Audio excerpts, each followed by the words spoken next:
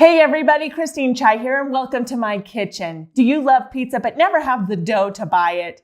I'm going to show you how to make a pizza pasta and you're going to wonder why you've never made this before. Let's get started.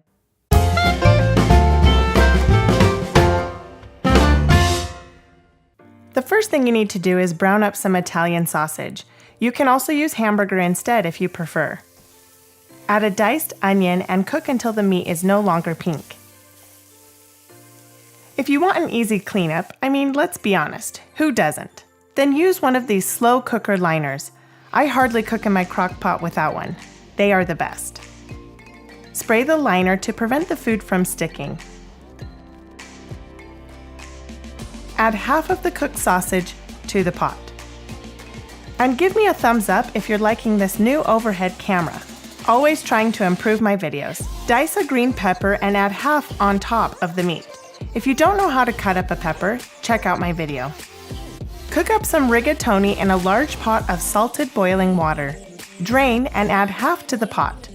I like to use these canned mushrooms just because it saves time. If you prefer to use fresh, just saute them up in some butter and then add half to the pot. Add a layer of pepperoni or your favorite meat.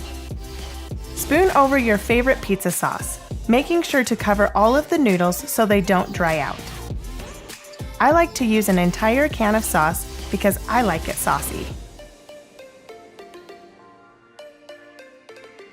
Dice a can of olives and add half on top of the sauce. Add a layer of your favorite cheese. Here I am using just cheddar and mozzarella. Feel free to add as much or as little as you'd like.